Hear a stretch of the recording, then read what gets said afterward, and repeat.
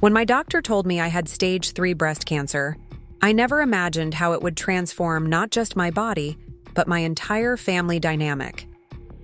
I'm Sarah Mitchell, and for 25 years, I built Mitchell Media from a small local marketing agency into a regional powerhouse. But last year, everything changed. My oldest son, Jason, stepped up to run the company while I underwent treatment, and I thought I was doing what was best for everyone. I had no idea that the board meeting where I finally returned would reveal the truth that had been hiding in plain sight all along and change our family forever. Before we jump in, tell us where you're tuning in from, and if this story touches you, make sure you're subscribed, because tomorrow I've saved something extra special for you. The diagnosis came on an ordinary Tuesday. I remember sitting in Dr. Parker's office, the antiseptic smell making my nose itch as she explained what the scans had found. Stage 3. Aggressive. Treatment needed to begin immediately. I nodded mechanically, my mind racing not just with thoughts of mortality, but with the immediate concern. The company. 25 years of blood, sweat, and tears. Nearly 200. Employees depending on Mitchell Media for their livelihoods. A roster of clients who trusted us with their brands. I couldn't let it all collapse. Sarah, did you hear what I said? Dr. Parker's voice cut through my thoughts. You need to focus on your health right now, not work. I understand, I said, but my mind was already crafting a contingency plan. That evening, I called my 2 sons to our family home in Oak Ridge, the same sprawling colonial where they'd grown up, where their father Michael had lived until our divorce 12 years earlier. Jason arrived first, punctual as always.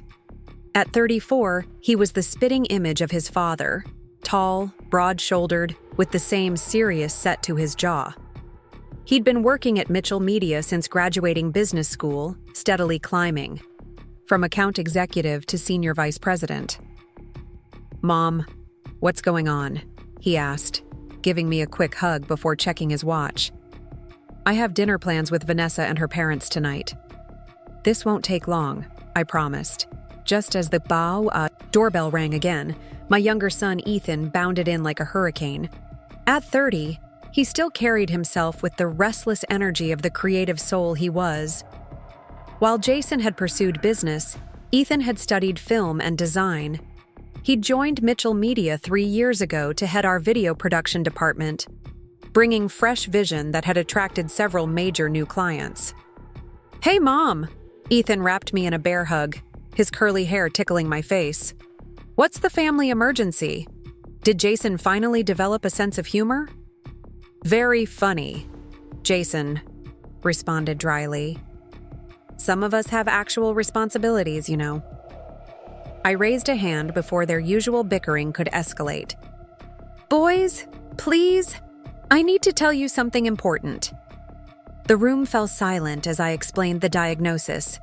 Stage 3 breast cancer, immediate treatment, surgery, followed by chemotherapy. I watched their faces transform, Jason's hardening into a mask of controlled concern, Ethan's crumpling with naked emotion. But you'll be okay, right?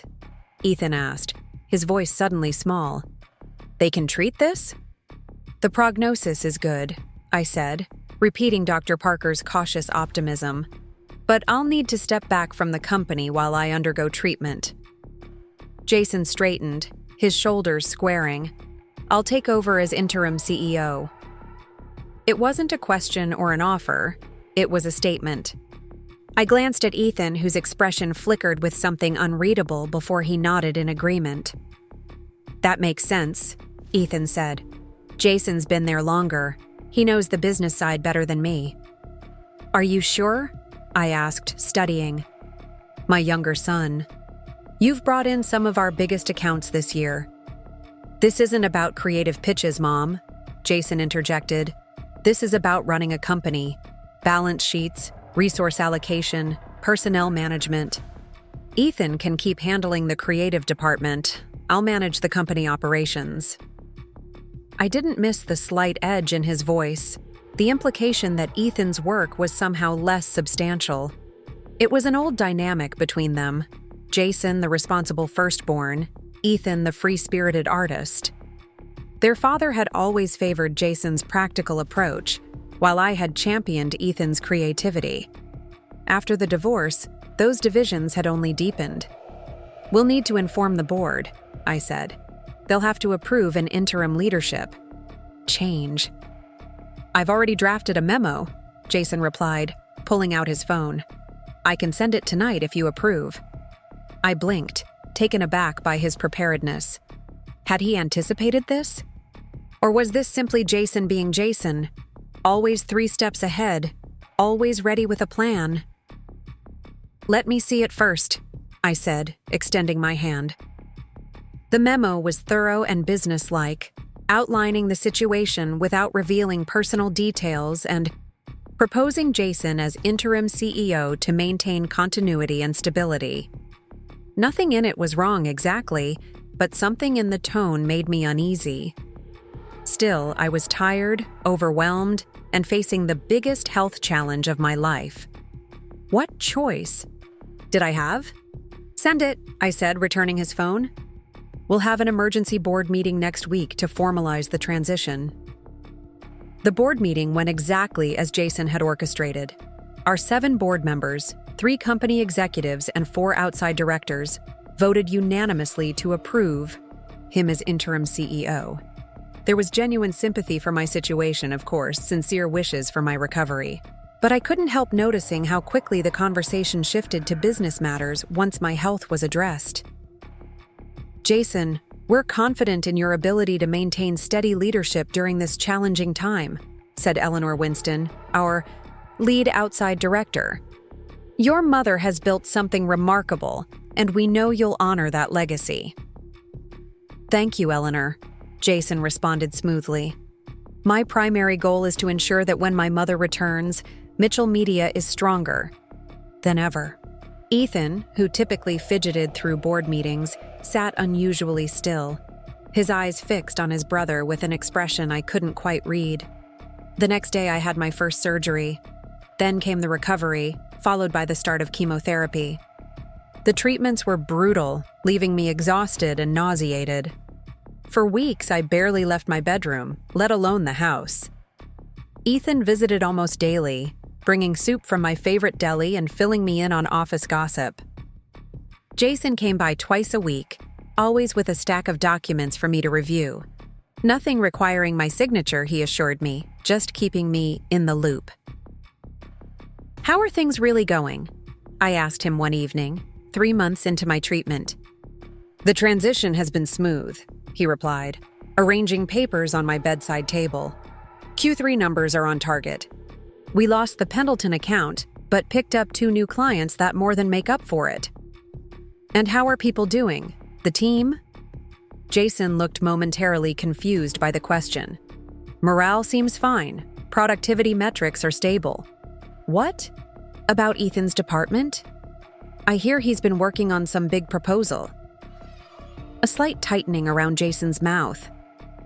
"Ethan's department is functional. His new proposal is ambitious. We'll discuss it when the time is right." Something in his tone made me sit up straighter despite my fatigue. "What does that mean?" "Nothing to worry about, Mom," he said, his voice softening. "Focus on getting better. That's all that matters right now." But as the weeks passed, I began noticing subtle changes in the company updates Jason brought me. Certain initiatives were downplayed or omitted entirely. Ethan mentioned projects during his visits that never appeared in Jason's reports. And increasingly, Ethan's expressions when discussing work shifted from enthusiasm to frustration. "What's happening with the Horizon project?" I asked him one day, referring to a major pitch he'd been excited about before my diagnosis. A shadow crossed his face. "It's on hold. Jason thinks it's too expensive, too risky." "But wasn't that the whole point? Breaking new ground?" Ethan shrugged, trying to appear casual, though I could see the tension in his shoulders. "Jason's in charge now. He wants to focus on our core competencies: whatever that means. My concern deepened when Megan Torres, my longtime executive assistant, came to visit. After the obligatory questions about my health, she hesitated, twisting her hands in her lap. "Just say it, Megan," I prompted. "Whatever's on your mind." "It's probably nothing," she began cautiously. "The company's doing well. Revenue is steady. But what? The culture is changing. Jason's management style is just so different from yours. He's implementing all these new metrics, productivity tracking systems. People feel like they're constantly being evaluated." "That's not necessarily bad," I said, trying to be fair. "Different doesn't mean wrong." "I know, but there's more. He's been meeting privately with board members, and he's brought in consultants from Archer Strategies." I frowned at that.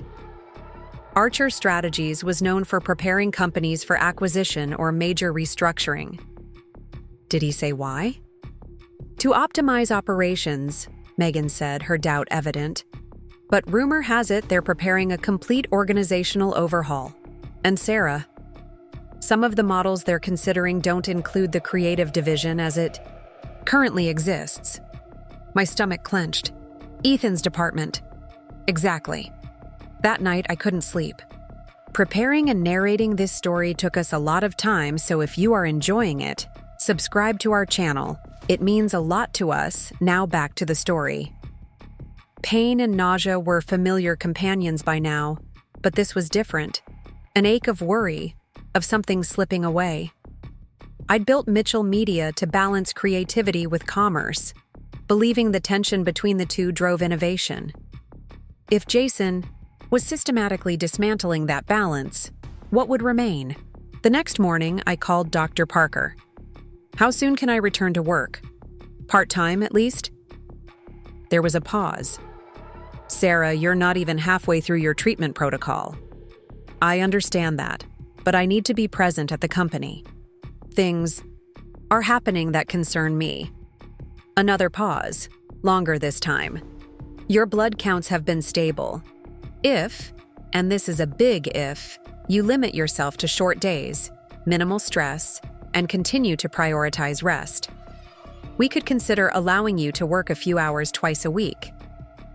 It wasn't ideal, but it was something. "Thank you." "Don't make me regret this," she warned. "Your health comes first, always." I called Eleanor Winston next, informing her that I'd be attending the upcoming board meeting. Her surprise was evident, but she recovered quickly. "Of course, Sarah. We'll be delighted to have you there, even briefly. Should I inform Jason?" "No," I said. "I'll handle that myself." Jason's reaction when I told him was a masterclass? In controlled dismay. "Mom, are you sure that's wise? Your immune system is compromised. The office environment—" "I'll take precautions," I said firmly. "And it's just for the board meeting. 3 hours, maximum." "Dr. Parker approved this?" His skepticism was clear. "She did, with conditions." He nodded, conceding the point. "Well, it will be good for morale to see you, I'm sure. The team misses you." "I miss them too," I said, "and I'm looking forward to hearing about all the changes you've been implementing." Something flickered in his eyes, caution perhaps. "Nothing dramatic, just refinements to make us more competitive." The morning of the board meeting, I spent extra time on my appearance. My hair was gone, of course, a casualty of the chemotherapy, but I had a stylish wig that matched my former shoulder-length bob. I applied makeup carefully to disguise my pallor, chose a well-tailored pantsuit that hid my weight loss, and selected a statement necklace that drew attention upward to my face. Ethan picked me up, his face lighting up when he saw me. "Mom, you look amazing." "Flattery will get you everywhere," I said, smiling as I settled into the passenger seat. "Now, before we arrive, I need you to be honest with me. What's really been happening at Mitchell Media?" The animation drained from his face. "It's complicated.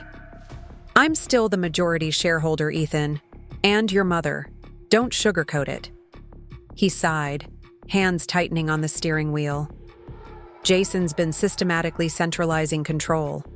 First, he restructured the executive team, 3 directors gone, replaced with his business school buddies. Then he started evaluating departments based solely on direct revenue contribution, which puts creative services at a disadvantage, I noted. Exactly. We're a cost center until campaigns launch and generate results, sometimes months later. By his metrics, we're underperforming. Ethan's voice grew bitter. Last week, he announced a strategic realignment that would reduce creative staff by 30% and outsource most production work. I felt physically ill, and for once, it wasn't the chemotherapy. The board approved this? They're voting today. Jason's presented it as necessary modernization to keep us competitive. He has spreadsheets, consultant reports, industry comparisons, the whole package. And you? Have you presented an alternative? Ethan's laugh was hollow. I've tried. But in Jason's narrative, I'm the impractical creative who doesn't understand business realities. Sound familiar? It did, painfully so. It was exactly how Michael, their father, had characterized me during our marriage and especially during our divorce.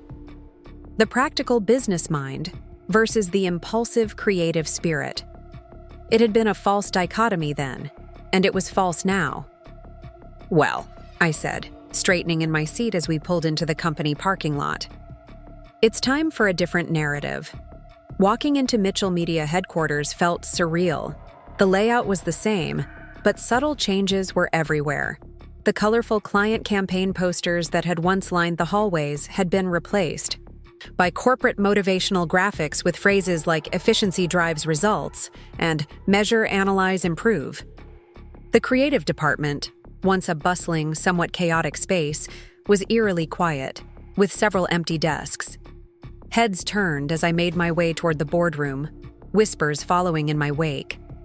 I smiled and nodded, but didn't stop to chat. I needed to conserve my energy for what was coming. When I entered the boardroom, the conversation halted abruptly. 7 pairs of eyes turned to me with expressions ranging from surprise to concern to, in Jason's case, barely concealed alarm. Sarah! Eleanor rose first, coming to greet me with a careful hug. How wonderful to see you looking so well. Thank you, Eleanor, I replied warmly. It's good to be back, even briefly. Jason approached next, his smile not quite reaching his eyes.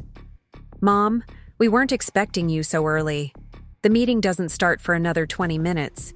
I wanted time to review the agenda and proposals before we begin, I said, taking the seat at the head of the table. My seat, the one Jason had been occupying in my absence. There was an awkward moment as Jason hesitated, then took the chair. To my right.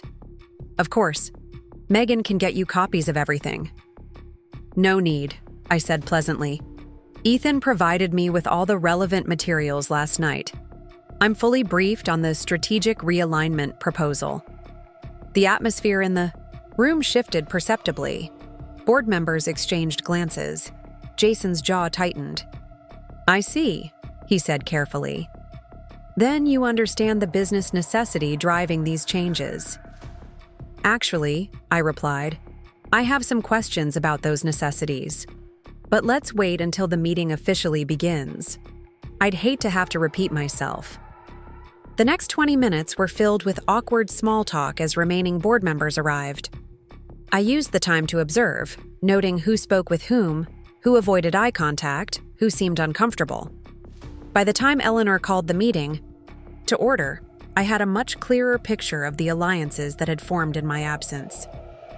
Before we begin, Eleanor said once we were all seated, I want to officially welcome Sarah back, if only for today's meeting. Sarah, would you like to say a few words? I smiled. Thank you, Eleanor. First, I want to express my gratitude to Jason for stepping in during my health crisis. Taking the reins of a company this size is no small task, and he's kept Mitchell Media stable during a challenging time. Jason nodded, accepting the praise with practiced modesty. That said, I continued, my voice hardening slightly. I've become concerned about the direction of certain proposed changes that appear to fundamentally alter the company I built over 25 years. The room went utterly still. "Mom?" Jason began. "Perhaps we should discuss this privately." "Why?" I asked pleasantly. "These changes would affect the entire company. The board is voting on them today. This seems like exactly the right forum for discussion." Eleanor shifted uncomfortably. "Sarah, we understand your concern, but Jason has presented compelling data showing that these changes are necessary for Mitchell Media's continued growth in an evolving market." "I've reviewed that data," I acknowledged, "and I have questions. For instance, the productivity metrics being used to evaluate the creative department don't account for the ideation phase that precedes billable work, a phase I deliberately built into our process because it leads to stronger campaigns and higher client satisfaction." "That ideation phase is inefficient," Jason countered. "Our competitors complete projects in half the time, and their campaigns produce half the results," I responded, "which is why we've consistently outperformed them in client retention and project renewal. Those metrics aren't reflected in your analysis either." Jason's expression tightened. "The market is changing, Mom. Clients want faster turnaround, lower costs. We need to adapt. By gutting the very department that's brought us our most profitable clients?" I turned to the board members. "The Horizon project that Jason shelved, did he mention it was in final negotiations with Global Tech when he put it on hold? A potential 7-figure account?" Several board members looked surprised. Clearly they hadn't known. "The Horizon approach was speculative at best," Jason said dismissively. "Global Tech wanted proven methodologies, not experimental concepts." "Actually," came a new voice from the doorway, "we wanted exactly what Ethan's team was proposing." All heads turned to see Lin Chen, Global Tech's marketing director, standing beside Ethan. "Ms. Chen," Jason said, rising quickly, "this is a private board meeting. I invited her," I said calmly. "Since we're discussing the future of Mitchell Media, I thought the board should hear directly from one of our most promising prospective clients." Lynn stepped forward, professional and poised. When Ethan approached us with the Horizon concept, we were impressed by its innovation and vision. It addressed challenges our current agency hasn't been able to solve. We were ready to sign, until suddenly everything went silent. After weeks of unanswered emails, we assumed Mitchell Media was no longer interested. "There was a miscommunication," Jason said smoothly. "We've been restructuring our approach to better serve clients like Global Tech. By eliminating the team that created the proposal you loved," I added. Lynn's eyebrows rose. "Is that true?" Jason glared at me, then schooled his features. "We're optimizing our creative resources. The proposal you saw would still be developed, just with a more efficient team structure." "Efficiency isn't everything," Lynn said. "We chose Mitchell Media specifically because of its reputation for creative excellence. If that's changing." She let the implication hang in the air. Eleanor cleared her throat. "Perhaps we should reconsider the timing of the proposed restructuring. Or reconsider it entirely," I suggested. "Board members, I've prepared an alternative proposal, one that addresses our actual market position rather than a hypothetical one." I distributed the documents Ethan and I had prepared, watching as board members began reviewing them. Jason snatched his copy, flipping through it with growing anger. "This completely contradicts the direction we've been moving toward for months," he said. "You can't just walk in here after being gone and overturn everything." "I'm still CEO," I reminded him quietly. "You're the interim leader. And more importantly, I'm still the founder and majority shareholder of this company. A company that needs to evolve." Jason's composure finally cracked. "You're stuck in the past, Mom, clinging to outdated models because you're afraid of change." "Am I?" I asked. keeping my voice level with effort. Or are you so focused on proving yourself that you're willing to dismantle what makes Mitchell Media special? This isn't about evolution, Jason. It's about erasure. That's ridiculous. Everything I've done has been to strengthen the company. To remake it in your image, I corrected. Just like your father always wanted. The words hung in the air between us, striking closer to home than I'd intended. Jason's face flushed with anger. "Don't bring Dad into this," he said tightly. "Why not? His influence is all over these proposals. The emphasis on traditional metrics over innovation, the dismissal of creative processes as inefficient. It's exactly what he used to argue during our marriage." I softened my tone. "Jason, you're brilliant at what you do. But Mitchell Media has never been about choosing between business acumen and creative vision. It's about harnessing both." "A lovely sentiment," he said bitterly. "But sentiment doesn't pay the bills." "No, clients do," I countered. "Clients who come to us because we offer something our competitors don't, a perfect balance of creativity and strategic thinking. Take away either side of that equation, and what's left isn't Mitchell Media anymore." Eleanor had been listening intently, her gaze moving between Jason and me. Now she spoke up. "I think we all need to take a step back and consider what's best for the company's future. Sarah, your alternative proposal deserves proper consideration. Jason, your concerns about market evolution are valid as well." "I agree," said Robert Diaz, another board member. "And frankly, I'm troubled that Global Tech's interest wasn't disclosed during our previous discussions. What other information might we be missing?" Lynn, who had remained silent during our exchange, stepped forward again. "If I may, I think there's a compromise position here. What attracted us to Mitchell Media was precisely the combination of strategic insight and creative boldness. We don't want one without the other." I nodded gratefully at her. "Thank you, Lynn. That's exactly the point I've been trying to make." Jason stood abruptly. "This is a waste of time. You've clearly made up your mind to undermine everything. I've worked for these past months." "Jason," I said, struggling to keep my voice steady as fatigue began to catch up with me. "That's not what's happening here. Isn't it? You show up out of nowhere, bring in an outsider to a confidential meeting, and present an 11th hour alternative designed to make me look incompetent." "That's not fair," Ethan interjected, speaking up for the first time. "Mom's trying to save the company you've been systematically dismantling." "Oh, of course you'd say that," Jason snapped. "Your precious creative department gets protected while the rest of us have to actually deliver results." "Boys," I said sharply, the maternal tone cutting through their argument. "This isn't helping." Eleanor glanced at me with concern. "Sarah, you're looking pale. Perhaps we should take a break." I waved her off, though in truth I was feeling lightheaded. "I'm fine. We need to resolve this today." "There's nothing to resolve," Jason said coldly. "It's clear you don't trust me to run this company. Fine. You want to come back? Come back. But don't expect me to stick around and be second-guessed at every turn." He gathered his papers and headed for the door.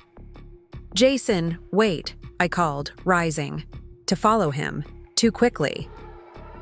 The room tilted alarmingly, black spots dancing at the edges of my vision. I heard gasps, felt hands catching me as my knees buckled, and then nothing. I woke in the hospital, the familiar beeping of monitors greeting me before I even opened my eyes. Ethan was slumped in a chair beside the bed, while Dr. Parker checked the IV running into my arm. "Welcome back," she said dryly. "This is exactly what I meant by minimal stress." "The meeting," I murmured, trying to sit up. "What happened?" "You fainted," she replied. "Exhaustion, dehydration, and yes, stress. Your body is fighting a major battle, Sarah. You can't push it like this." Ethan stirred at the sound of our voices, blinking awake. "Mom, thank God." He reached for my hand, squeezing it tightly. "You scared us half to death."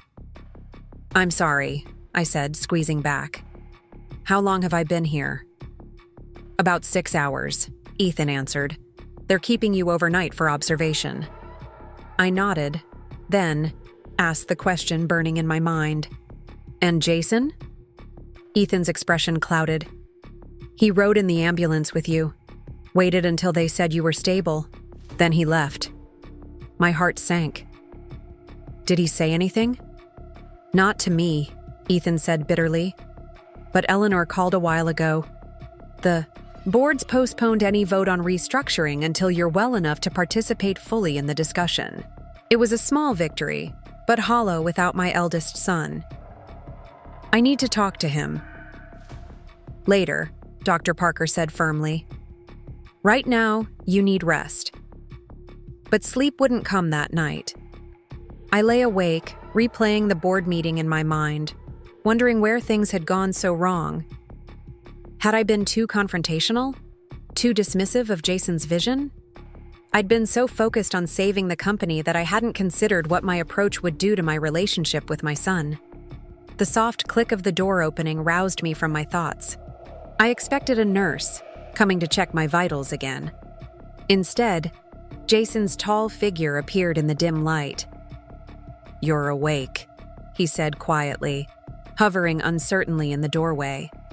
"Come in," I said, struggling to sit up straighter. He approached, slowly, taking the chair Ethan had vacated hours earlier. For a long moment, neither of us spoke. "The doctors say you'll be fine," he finally said. "But you need to rest." "I know."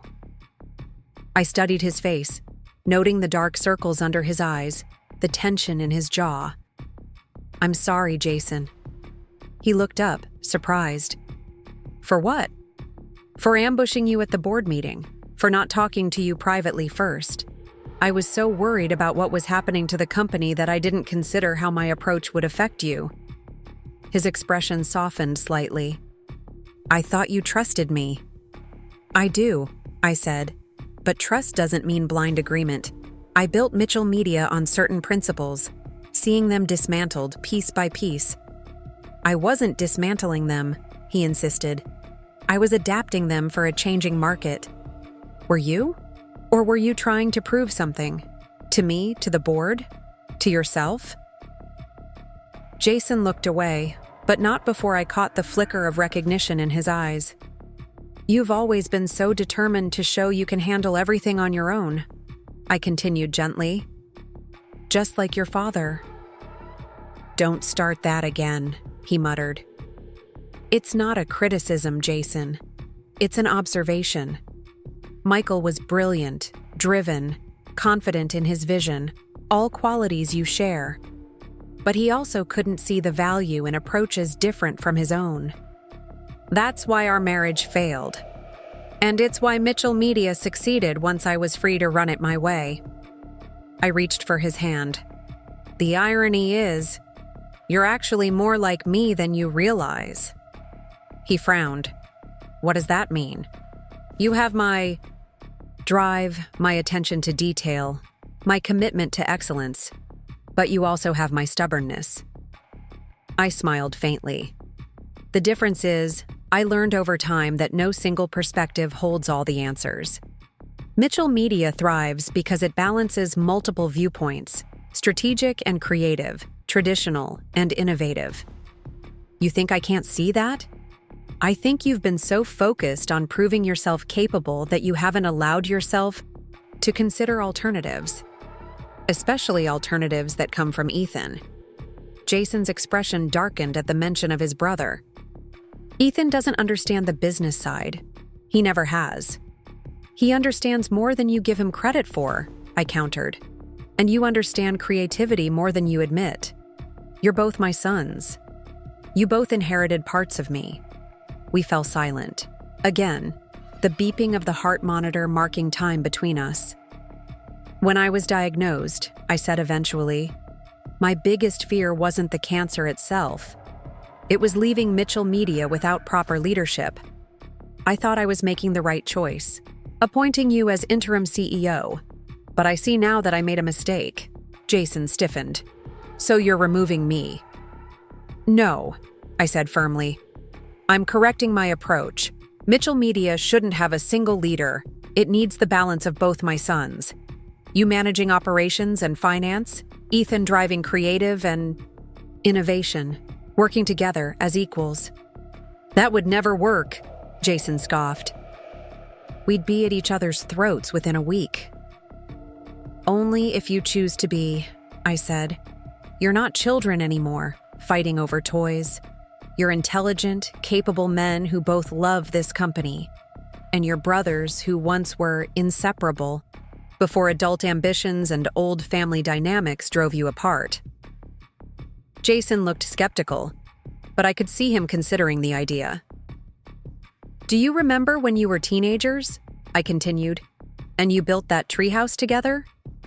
You drew up the plans, calculated the materials needed, created a budget.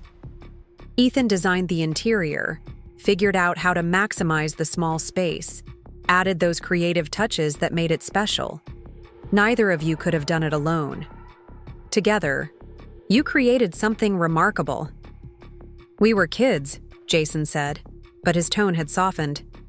Running a company is different. The scale is different. The principle is the same. I squeezed his hand. I'm asking you to try, Jason, not for me, for Mitchell Media, for the legacy that will someday belong to both of you. He was quiet for so long I thought he might refuse. Finally, he sighed. I'll talk to Ethan. That's all I can promise. It was enough, a beginning. Thank you. Jason stood, looking suddenly awkward. I should let you rest. Wait, I said. There's something else I need to say. When I saw those Archer strategy consultants, I assumed the worst, that you were preparing to strip down the company for sale. He looked genuinely shocked. I would never sell Mitchell Media. I know that now, but at the time, all I could see were the parallels to your father's approach. It triggered old fears, old defenses. I held his gaze steadily. I'm sorry I didn't give you the chance to explain. I jumped to conclusions based on the past, not the present. Jason's expression softened further. We've all been living in the shadow of that divorce for too long. Yes, I agreed. Perhaps it's time we all step into the light. The next morning, Dr. Parker discharged me with strict instructions to rest at home for at least a week before attempting any work, even remotely.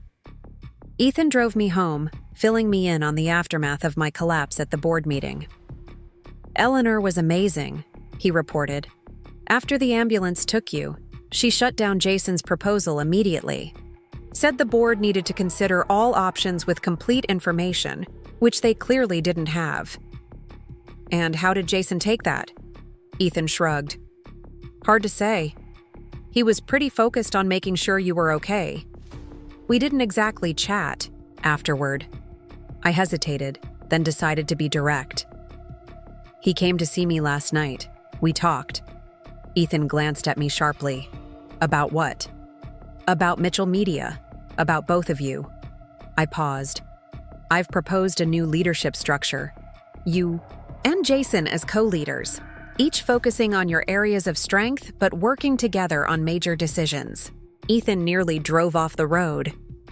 You want me to work with Jason after everything he's done? I want you both to work together for the good of the company and for each other.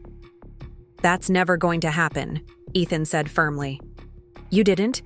See how he systematically sidelined me, Mom. How he dismissed every idea I brought forward. He doesn't respect me or what I contribute. Then make him respect you, I said simply. Not by fighting him, but by demonstrating your value so clearly he can't deny it. Ethan's knuckles whitened on the steering wheel. You're asking a lot. I know, I acknowledged, but I'm asking it of both of you. He was quiet for the remainder of the drive, processing my words. As he helped me into the house, he finally spoke again. I'll try. For you. Not for me, I corrected. For Mitchell Media, for yourself. And yes, for your brother, too. Ethan rolled his eyes, but there was the faintest hint of a smile. No promises. For the next 2 weeks, I rested at home as instructed, monitoring my health closely and conserving my energy. But that didn't mean I was disconnected from what was happening at Mitchell Media. Both of my sons visited regularly, separately at first, bringing updates that revealed more than they perhaps intended. Jason came by with meticulously organized folders, spreadsheets, and presentations, the language of business he was most comfortable speaking. Beneath his professional demeanor, I could sense a tentative openness, a willingness to consider alternatives that hadn't been there before. "I've put the restructuring plan on hold," he informed me during one visit, arranging documents on my kitchen table while I sipped tea. "The board agreed to table it until you're back." "I appreciate that," I said carefully. "Have you spoken with Ethan about any alternatives?" A flicker of discomfort crossed his face. "We had a meeting scheduled. He canceled at the last minute, said he was dealing with a client emergency." I maintained a neutral expression. "Was he really?" Jason hesitated. "Apparently, yes. The Burke account was threatening to walk over some miscommunication. He managed to smooth things over." "That sounds like Ethan," I said, stirring my tea.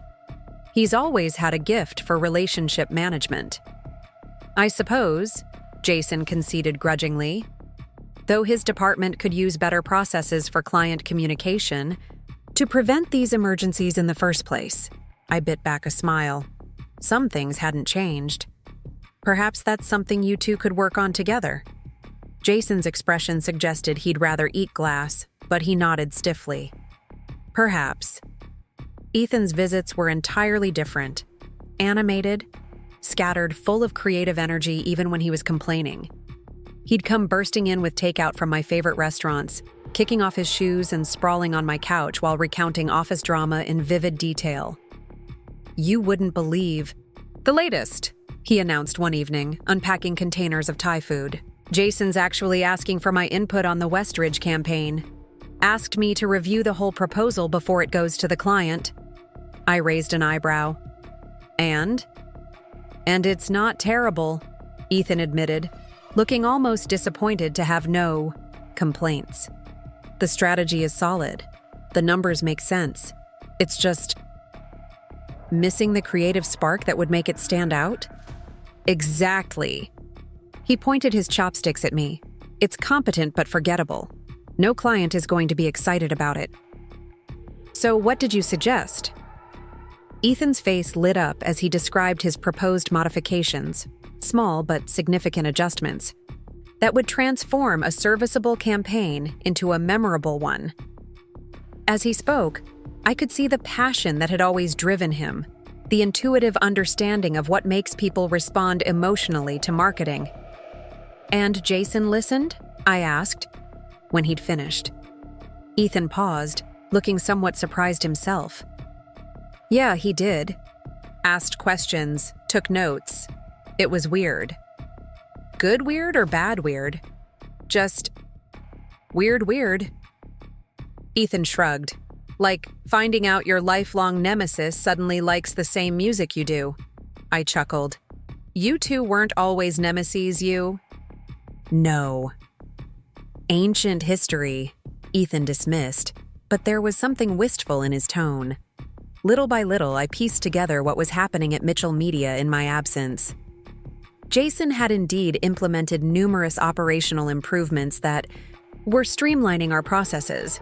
Ethan had brought in 3 promising new client prospects with his innovative approaches. And gradually, tentatively, they were beginning to acknowledge each other's contributions. After 3 weeks of rest and monitoring, Dr. Parker finally cleared me to return to work on a limited basis, 3 half-days per week with strict instructions to avoid stressful situations. Both my sons objected immediately. "Mom, you need more time," Jason insisted during a family dinner I'd arranged at my home. "The company is stable. There's no rush." "For once, I agree with him," Ethan added. "Your last round of chemo was barely 2 weeks ago. I smiled at their concern, genuinely touched by the rare moment of brotherly unity. I appreciate your worry, but I'm following medical advice.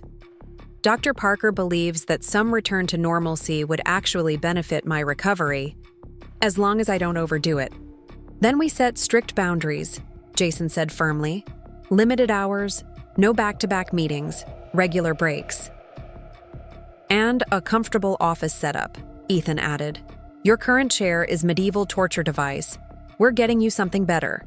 I looked between them. These two grown men who had been at odds for so long, now united in their concern for me. Perhaps my illness had accomplished something my years of gentle persuasion never could, reminding them that beneath their differences, they were still brothers who cared about the same things. Deal, I agreed. But in return, I want something. From both of you. They exchanged wary glances. What? Jason asked cautiously. I want you both to present at the next board meeting. Together. A unified vision for Mitchell Media's future that incorporates both your perspectives. The wariness turned to alarm. Mom, Ethan began. No arguments, I said firmly. I've watched you both dance around each other these past weeks, making small concessions but avoiding the real conversation. It's time to stop. Mitchell Media needs both of you working in harmony, not parallel.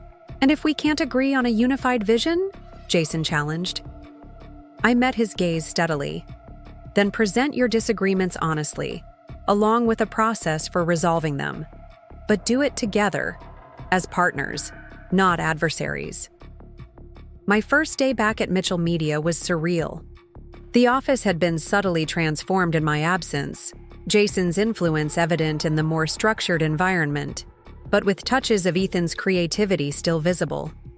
Staff members greeted me warmly, many with tears in their eyes, and I was moved by the genuine affection in their welcome.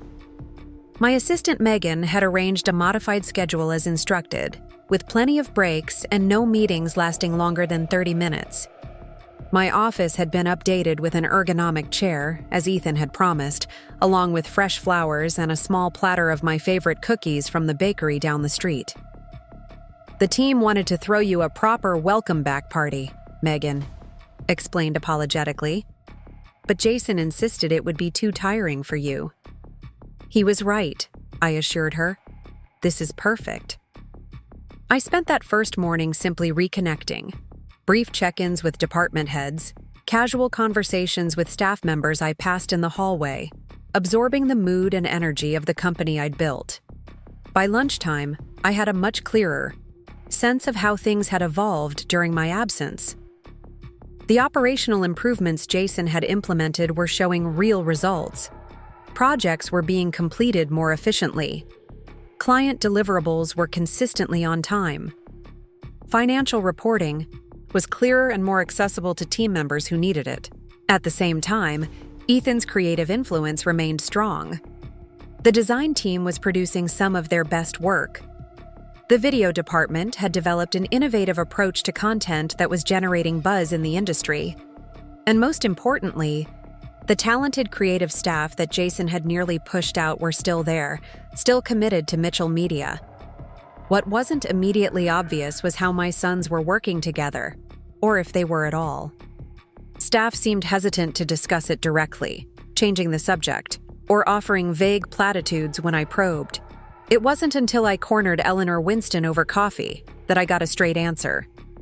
They're like two planets in separate orbits, she told me bluntly. Civil in meetings, efficiently dividing responsibilities, but never truly collaborating. The company functions, but it's not cohesive. I sighed. I was afraid of that. They're trying, Sarah, Eleanor added more gently. I think they both want to make you happy, especially after your health scare, but they have fundamentally different views on what Mitchell Media should be. Do they? I wondered aloud. Or have they just convinced themselves of that because it's easier than finding common ground? Back in my office, I reviewed the materials for the upcoming board meeting, now just 1 week away. Jason had submitted a comprehensive operational review, meticulously documented and persuasively argued. Ethan had provided a creative brief outlining innovative directions for key clients and market opportunities. Both were excellent in their respective domains. Both were completely separate. I called Megan in. "Please schedule a meeting with both Jason and Ethan, tomorrow afternoon if possible." She looked alarmed. "Both of them? Together? Are you sure? That's wise given your health restrictions?" I smiled reassuringly. "It's necessary, Megan. And don't worry, I can handle my sons." The meeting was set for 2 p.m. the following day. I arrived early, arranging the conference room carefully. Instead of taking my usual place at the head of the table, I chose a seat along the side. I placed their respective presentations side by side in the center of the table, with a blank notepad and pens nearby. Jason arrived first, exactly on time as always. He looked surprised to find me already there, and even more surprised by the seating arrangement. "Where should I?" He gestured at the table. "Anywhere you like," I said casually. "Except the head of the table. That's off limits today." He frowned but chose a seat across from me. A few minutes later, Ethan burst in, slightly out of breath. "Sorry, client. Call ran long," he explained, then noticed Jason. "Oh, you're already here." "Punctuality is a virtue," Jason replied dryly. I cleared my throat before Ethan could respond. "Thank you both for making time for this. I've reviewed your materials for the board meeting, and I have some thoughts." They both straightened, attentive. Despite their differences, both my sons had always valued my business opinion, a fact I wasn't above using to my advantage. "You've each produced excellent work," I began. "Jason, your operational analysis is thorough and compelling.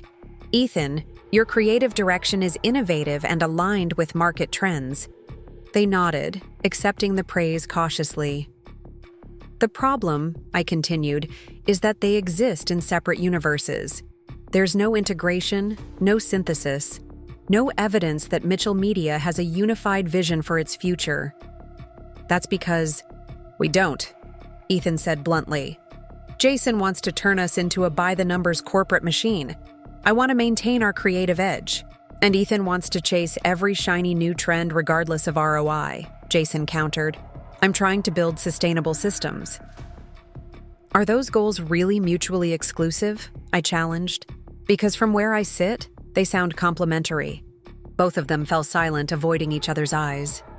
"Here's what's going to happen," I said, my tone making it clear this wasn't a suggestion. "You're going to spend the next 2 hours in this room together. You're going to take these two separate visions and find a way to integrate them into something cohesive. Something that honors both your perspectives while moving Mitchell Media forward as a unified entity." 2 hours isn't enough time for that," Jason objected. "Make it work," I replied simply. "The board meeting is in a week. I expect to see a draft of your joint presentation by Friday." "And if we can't agree?" Ethan asked. I stood, gathering my things. "Then Mitchell Media has a bigger problem than," I thought. "And so do the two of you." With that, I left the room, closing the door firmly behind me. It was a gamble, I knew. They might spend those 2 hours arguing fruitlessly, deepening the divide between them.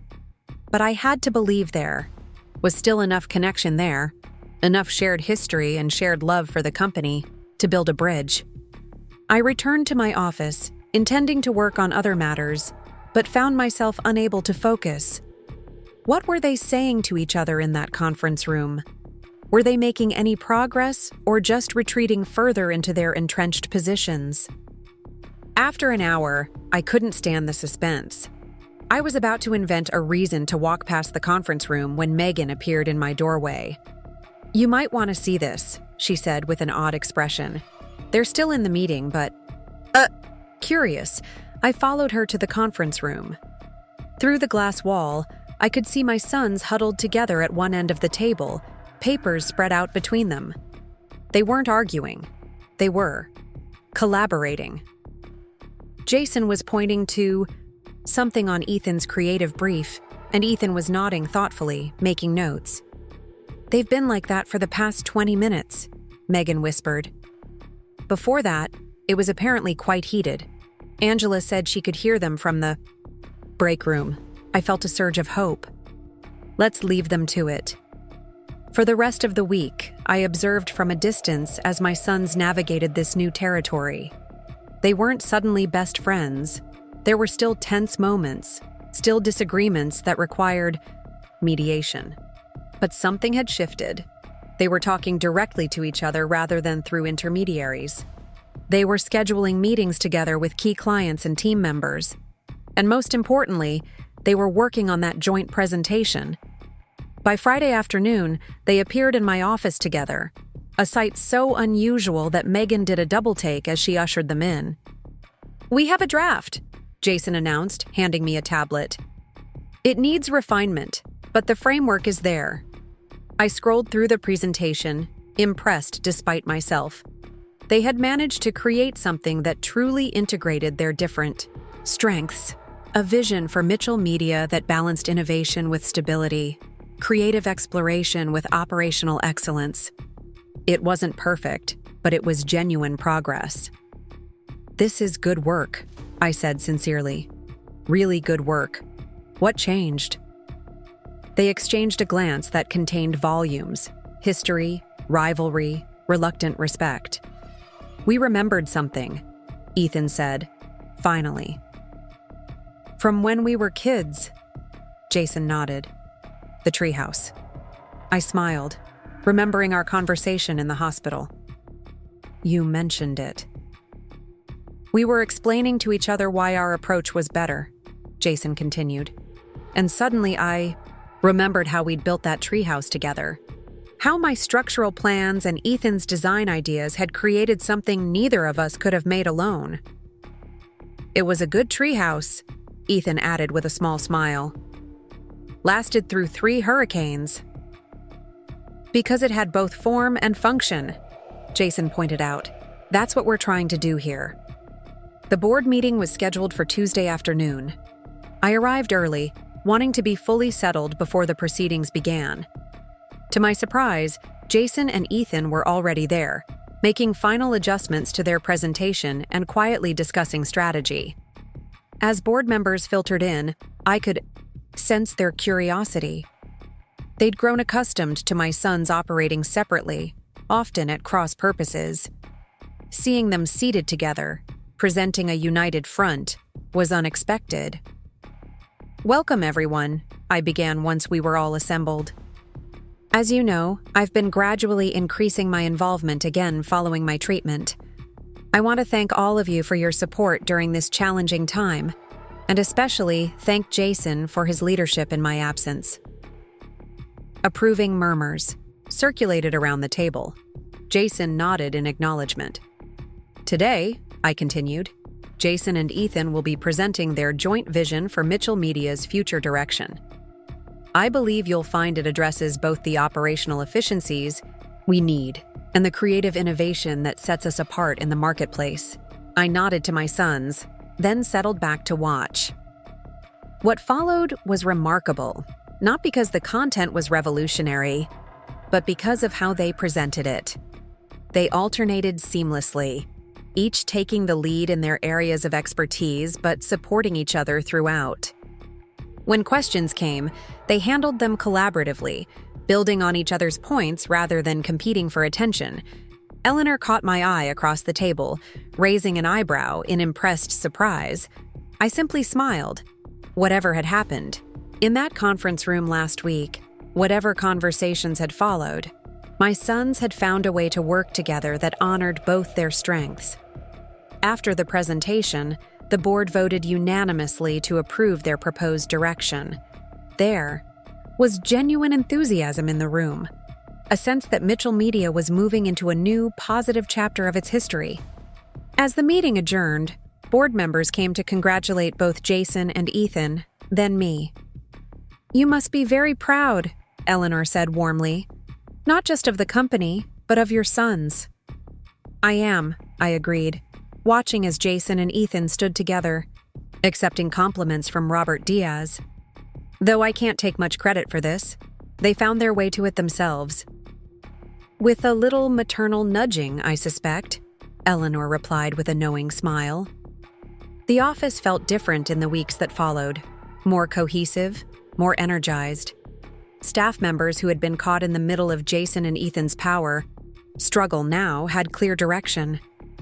Projects moved forward with both strategic rigor and creative excellence. Clients responded positively to the unified approach. And my sons were remembering how to be brothers again.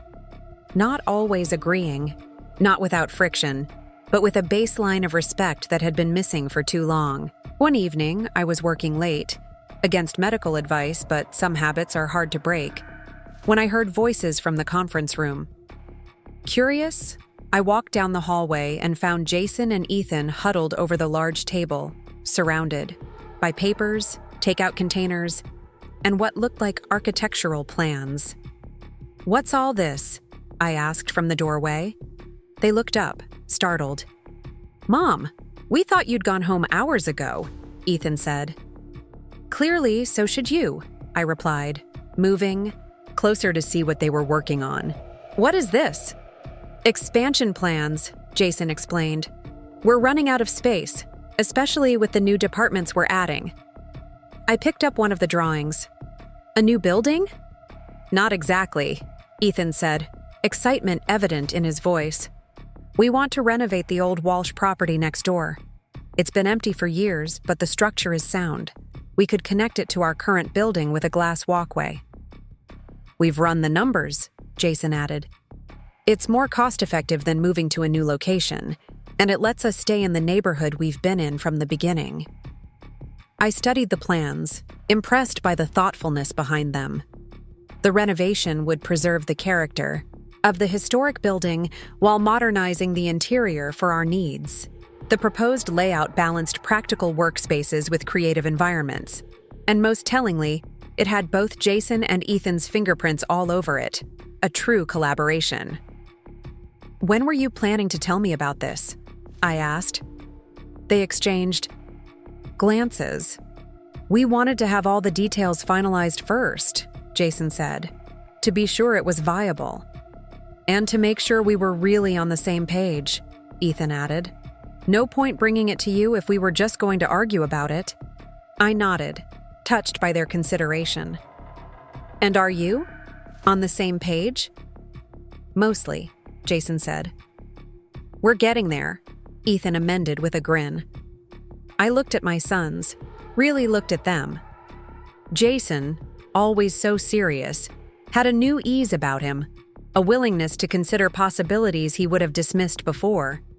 Ethan, perpetually racing toward the next exciting idea, was showing more patience, more attention to practical details. They were learning from each other, growing in ways I hadn't dared to hope for. "I think it's brilliant," I said sincerely. "But there's one aspect you haven't addressed." They both looked at me questioningly. "Leadership," I said simply. "I'm still undergoing treatment. My prognosis is good, but my doctors are clear that I need to reduce my stress levels permanently, not just during recovery. I can't return to the CEO role as it existed before." Concern immediately creased their foreheads. "Mom, your health comes first," Jason said firmly. "Absolutely," Ethan agreed. "We can handle things until you're fully recovered." "That's not what I'm saying," I clarified. "I'm not talking about a temporary arrangement anymore. I'm talking about a permanent restructuring of leadership at Mitchell Media." Understanding dawned in their eyes. "Co-CEOs," Jason said slowly. "Like you suggested in the hospital." I nodded. "With me as chairwoman of the board, providing guidance but stepping back from day-to-day operations." "Are you sure?" Ethan asked, his usual confidence faltering.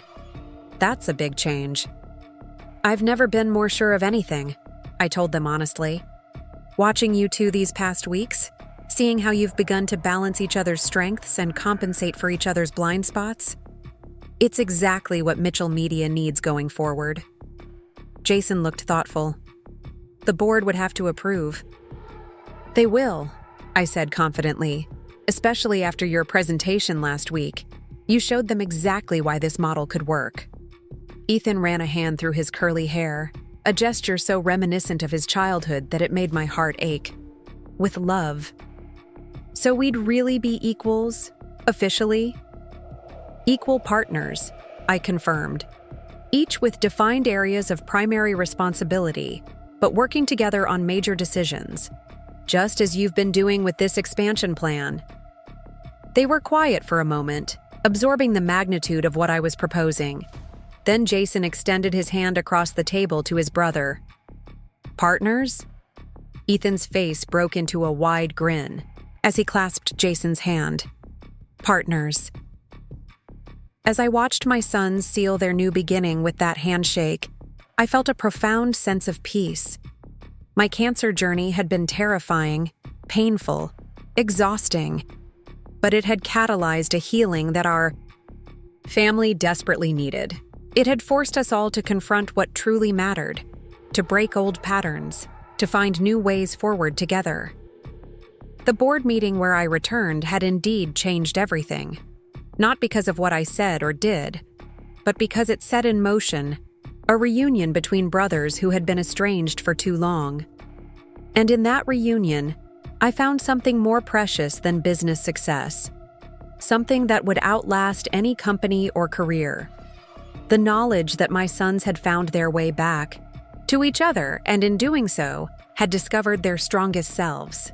3 months later, I stood in the newly renovated conference room of what we now called the Bridge, the glass-enclosed walkway connecting our original Mitchell Media building with the converted Walsh property next door. The autumn sun streamed through the floor-to-ceiling windows, illuminating the polished walnut table where our expanded executive team was gathering for their weekly meeting. My role as chairwoman of the board gave me the freedom to attend these meetings when I felt up to it, and today was a good day. My latest scans had come back with positive results. The treatments were working, and though I still had a long road ahead, my prognosis continued to improve. More importantly, my energy was gradually returning, allowing me to maintain a connection to the company I'd built without the crushing weight of day-to-day operational stress. I watched with quiet pride as Jason and Ethan entered together, deep, in conversation about the Silverwood Hotel's pitch they were finalizing. It was still striking to see them this way, working in tandem, building on each other's ideas, respecting each other's expertise. The transition hadn't been seamless, of course. Old habits die hard, and there had been heated disagreements, moments of frustration, times when they'd retreated to their separate corners. But they always found their way back to the center, to that space where their different strengths created something stronger than either could produce alone. The board had approved the co-CEO structure with surprising enthusiasm. Eleanor had been particularly supportive, commenting that she'd seen similar models work effectively in other companies, especially family businesses. The staff had adapted quickly, learning which brother to approach for which types of decisions, and appreciating the more balanced leadership dynamic. And our clients had responded positively to the combination of Jason's steadfast reliability and Ethan's innovative vision. For me, watching the company thrive under their joint leadership was deeply satisfying. But even more meaningful was watching my sons rediscover each other as adults, rebuilding a relationship that had been fractured for too long. "Mom, you're early," Ethan noted with a smile as they approached. "Feeling good today?" "Better than good," I replied. "Dr. Parker says my blood counts are improving. I might even get to skip next week's appointment." Jason's expression softened with relief. Despite his attempts to maintain a professional demeanor at the office, his concern for my health always showed through. "That's great news. Does that mean you'll be joining us for the Silverwood presentation on Friday?" "Wouldn't miss it," I assured him. "From what I've seen, your proposal is exactly what they're looking for." The rest of the executive team began filing in. Megan, now our chief of staff, David Winters, our longtime finance director, Alicia Reyes, who headed up our growing digital division, and several others. The meeting proceeded with the efficient rhythm that characterized Mitchell Media these days. Updates delivered concisely, challenges addressed directly, decisions made collaboratively. I spoke little, content to observe. When I did offer suggestions, they were received with respectful consideration rather than automatic deference. This was exactly as I wanted it. My sons were leading, not just managing in my absence. They owned their decisions, learned from their mistakes, celebrated their successes. After the meeting dispersed, I lingered in the conference room, gazing out at the city skyline. Fall colors painted the trees in the park across the street, a vivid reminder of how much time had passed since that fateful doctor's appointment. Almost a year since my diagnosis. A year of physical challenge and painful treatment, yes, but also a year of surprising growth and unexpected healing for our family. Penny for your thoughts? Ethan's voice interrupted my reverie. He'd returned to the conference room, a cup of coffee in each hand. He offered one to me. Decaf, as my current treatment protocol required. Just reflecting, I said, accepting the cup gratefully. On how much has changed since last fall? Yeah, he agreed, leaning against the window beside me. Who would have thought Jason and I could go 3 months without trying to strangle each other? I laughed. You always did have a flair for drama. Wonder where I got that from, he teased, nudging my shoulder gently. We sipped our coffee in comfortable silence for a moment before Ethan spoke again, his tone more serious. You know, I've been thinking about that day, the board meeting when you collapsed. My stomach tightened reflexively at the memory. Not my finest moment. Actually, it might have been, Ethan countered. Before that, Jason and I were just going through the motions, being civil because we had to be, because we were worried about you, but we weren't really listening to each other. And after we had to face some hard truths. He swirled his coffee thoughtfully. When you were lying there in that hospital bed looking so fragile, it put everything into perspective. All those years of competing for Dad's approval, for your attention, for control of the company. Suddenly it all seemed so pointless. I studied my younger son's profile, struck by the maturity in his expression. You've grown up, Ethan. He grinned, a flash of his old mischievous self. Don't tell Jason. He'll expect me to start wearing boring ties and using spreadsheets for everything. Your secret is safe with me. I hesitated, then added, Have you spoken to your father recently? Ethan's smile faded slightly. He called last week, said he'd heard about the company restructuring from someone in his golf club. Wanted to know if it was true that Jason and I were running things together. And what did you tell him? The truth. That we are, and that it's working better than anyone expected. Ethan's expression turned wry. He seemed skeptical, said, He'd always figured Jason would eventually take over alone. I sighed, unsurprised. Your father always did see things in very black and white terms. Yeah, well, he was wrong about a lot of things, Ethan said with unexpected vehemence. Including you. Before I could respond, Jason appeared in the doorway, laptop under his arm. There you are. Sorry to interrupt, but the Silverwood team just moved up their timeline. They want preliminary concepts by tomorrow afternoon. He glanced between us, sensing the shift in mood. Everything okay? Fine, Ethan said, straightening. Just catching up with Mom. What does Silverwood need exactly? And just like that, they were back in business mode, discussing client expectations and creative directions as they headed toward Ethan's office. I watched them go, a bittersweet feeling settling in my chest. Michael, their father, had indeed been wrong about many things. But his absence in their lives, painful as it had been, had shaped them too, made them who they were. And perhaps the journey back to each other had been all the more meaningful because of how far apart they'd grown. The Silverwood Hotel's presentation was scheduled for Friday morning at their downtown headquarters. Though I'd been closely involved in developing the strategy with Jason and Ethan, this would be my first time attending a major client pitch since my diagnosis. I dressed carefully, choosing a deep teal suit that added color to my still pale complexion, and the amber pendant Michael had given me when Jason was born, a connection to happier times in our complicated history. The wig I'd been wearing during treatment was no longer necessary. My hair had begun growing back, short but thick, with a surprising amount of silver mixed in with my natural brown. I'd decided not to color it. The silver felt earned, a visible reminder of everything I'd survived. Ethan picked me up in his restored vintage Volvo, insisting I shouldn't drive myself. "Jason's already there reviewing the setup," he explained as we navigated morning traffic. He was up at 5 a.m., convinced we needed to recheck all the presentation slides for the 14th time. "That attention to detail has saved us more than once," I reminded him mildly.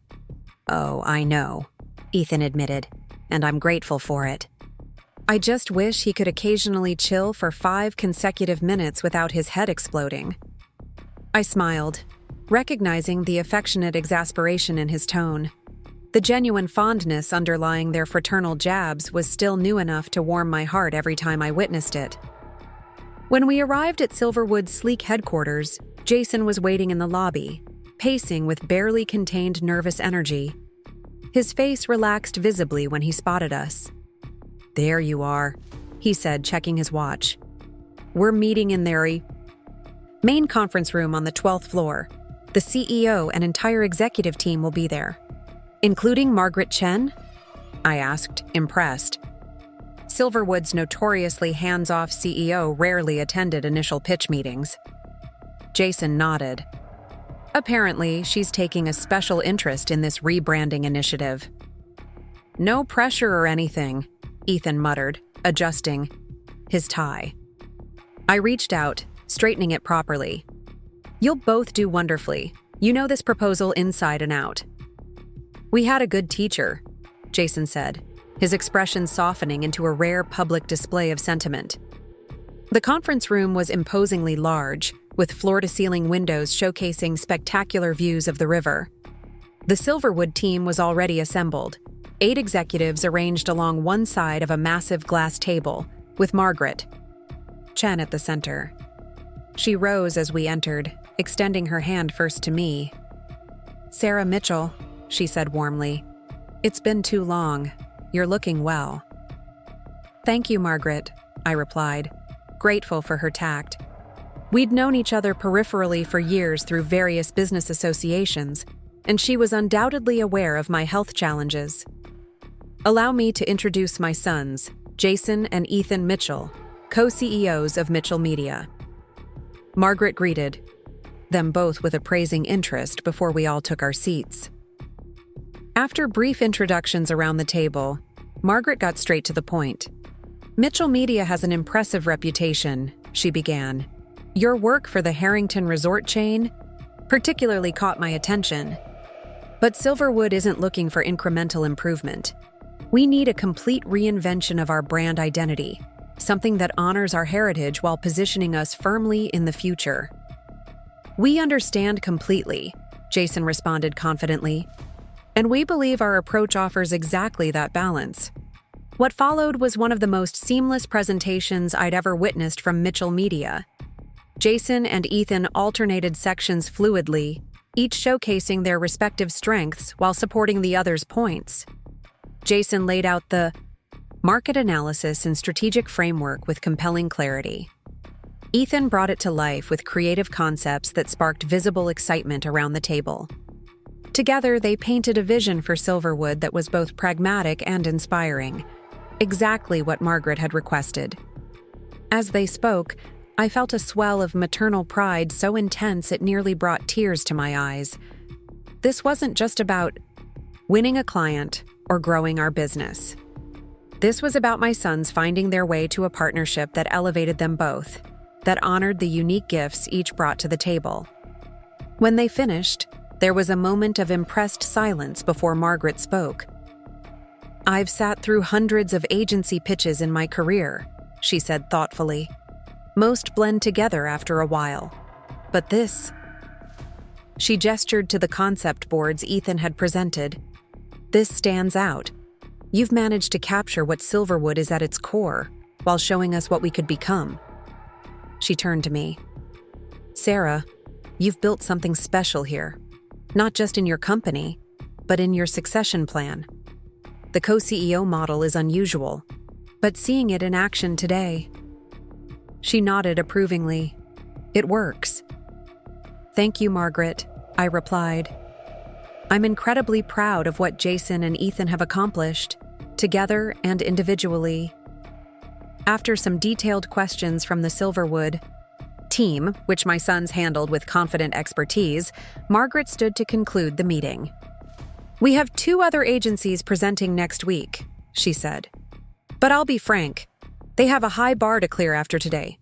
We'll be in touch by the end of the month with our decision." As we gathered our materials to leave, Margaret asked me to stay behind for a moment. "I won't keep you long," she assured Jason and Ethan. "Just catching up with an old colleague." Once they had left, Margaret's professional demeanor softened. "I heard about your diagnosis," she said quietly. "Breast cancer, stage 3. My sister went through the same thing 5 years ago." "It's been a challenging year," I acknowledged. "I can imagine. How are you really doing?" "Better than expected, actually. The treatments have been effective and I'm gradually regaining my strength." I smiled wryly. "Though I've had to learn some difficult lessons about delegation and letting go." Margaret nodded, understanding. "That's the hardest part, isn't it? Especially for women like us who built our careers on being indispensable." She glanced toward the door my sons had exited through. "But it seems you found an excellent solution. They're quite impressive together." "They are," I agreed. "Though it wasn't always this way. Jason and Ethan have had a complicated relationship over the years. Siblings usually do," Margaret observed. "My brothers nearly tore our family's business apart before our father finally forced them to work together." She gave me a shrewd look. "Sometimes a crisis is what it takes to realign priorities." "In our case, that's certainly been true," I admitted, "though I wouldn't recommend cancer as a management strategy." Margaret laughed, a surprisingly warm sound in the formal conference room. "No, I suppose not, but you've clearly made the most of a difficult situation." She squeezed my arm gently. "For what it's worth, Sarah, you've created something many business founders never achieve. A succession plan that preserves the best of what you built while allowing it to evolve. That's a remarkable legacy." Her words stayed with me as Jason, Ethan and I celebrated over lunch at River Terrace, my favorite restaurant overlooking the water. The boys were running on adrenaline, dissecting every moment of the presentation, debating which concepts had resonated most strongly with the Silverwood team. Margaret was clearly drawn to the heritage angle, Jason insisted. The way we connected, their historical properties to modern experiential travel. True, Ethan conceded. But did you see her reaction to the augmented reality room tour concept? That's where we really grabbed their attention. I sipped my sparkling water, content, to let them analyze while I enjoyed the simple pleasure of watching them interact so naturally. The tension that had defined their relationship for so long had transformed into something productive, a creative friction that generated energy rather than conflict. "What did Margaret want to talk to you about?" Jason asked eventually, turning his attention back to me. "Oh, just personal matters," I said vaguely. "Her sister had breast cancer a few years ago." Ethan's expression softened with concern. "Speaking of which, you look tired, Mom. Do you want us to take you home?" I shook my head. "I'm fine. Just pleasantly worn out from watching my sons knock it out of the park." "We haven't won the account yet," Jason cautioned, ever the pragmatist. "We will," Ethan said with his characteristic confidence. "They'd be crazy not to choose us." "Either way," I said, raising my glass, "I think we have something to celebrate today beyond just a successful pitch."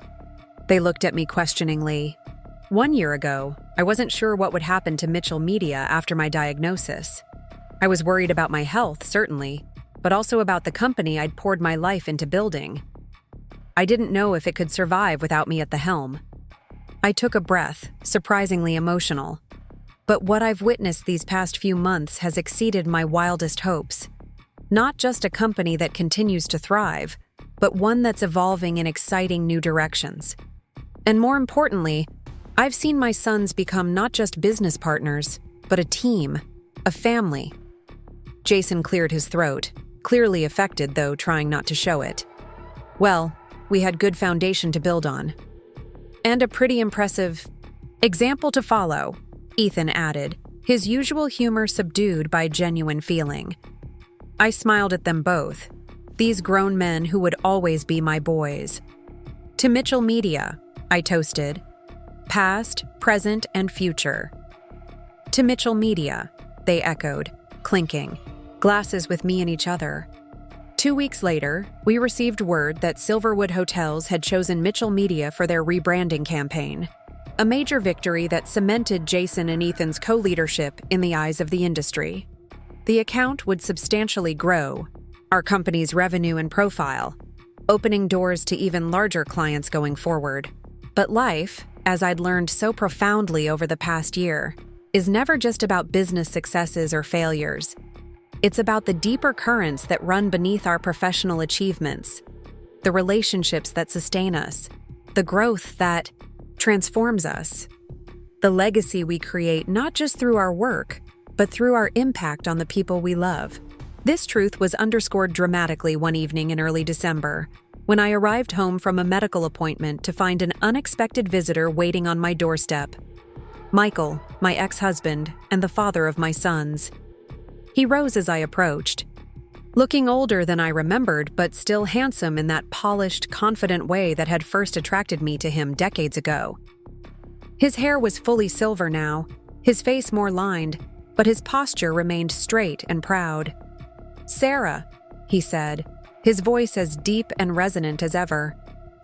"You look well." I studied him warily, fumbling for my house keys.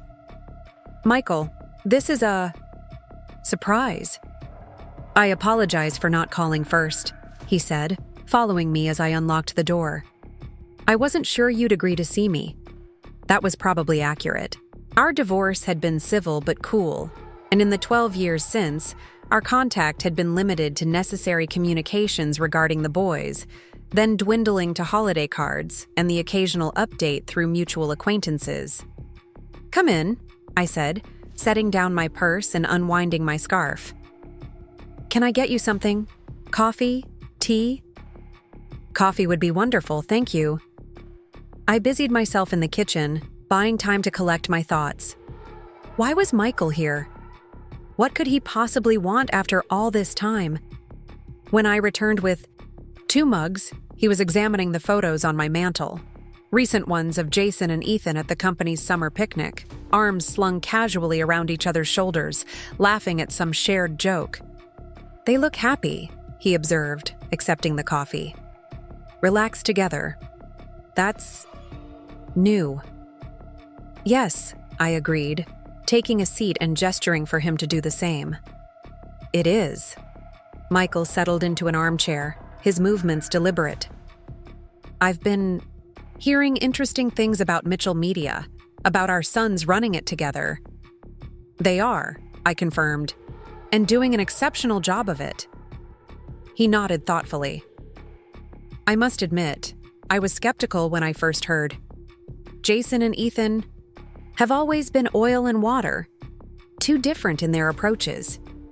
Different, yes, I acknowledged. But complementary, as it turns out. Jason's analytical strengths balance Ethan's creative vision. Together, they're building something remarkable. Michael sipped his coffee, studying me over the rim of his mug. "And you? How are you doing? With your health situation. So he knew about that too. I wasn't particularly surprised. Though Michael had moved in different social and business circles after our divorce, we still had many connections in common. My prognosis is good, I said simply. The treatments have been effective, though challenging. I'm not out of the woods yet, but the doctors are optimistic. I'm glad to hear it. He seemed genuinely relieved. When I heard about your diagnosis, I was concerned. I waited, sensing there was more he wanted to say. Michael had never been one to make social calls without purpose, especially not to his ex-wife's home. Finally, he set down his mug and leaned forward, hands clasped, between his knees.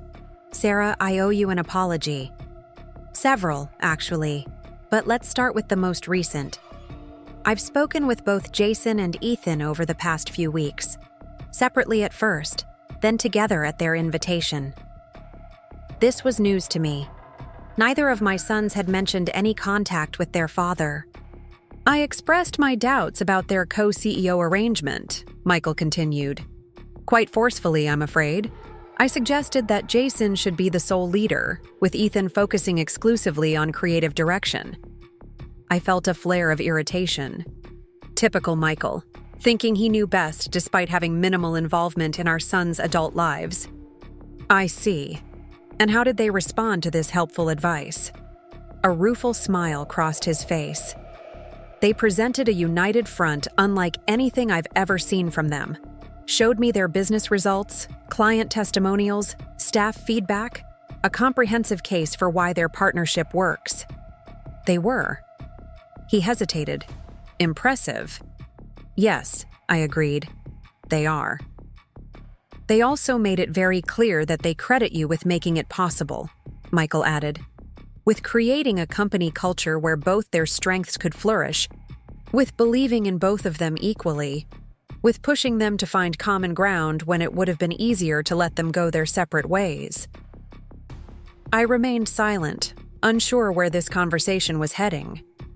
It made me reflect, Michael continued, his voice growing more introspective. On our marriage. On the way I always pitted your pragmatism against your creativity, as if they were opposing forces rather than complementary strengths. On how I consistently undermined your business instincts because they didn't match my more conventional approach. He met my gaze directly. You were right, Sarah. About so many things. About how to build a company that values both innovation and stability. About how to parent sons with different gifts. I was wrong, and I've spent years too proud to admit it. I sat back, genuinely stunned. In all the years I'd known Michael, I'd never heard him acknowledge being wrong about anything significant, let alone offer an apology. Why now? I asked when I'd found my voice again. After all this time? Michael's expression grew somber. Mortality has a way of clarifying one's thinking. Your illness. It reminded me that our time isn't infinite, that some conversations shouldn't be postponed indefinitely. He hesitated, then added more quietly, and seeing our sons finally find their way to a relationship I never fostered, never even believed possible. It made me question other certainties I've clung to over the years.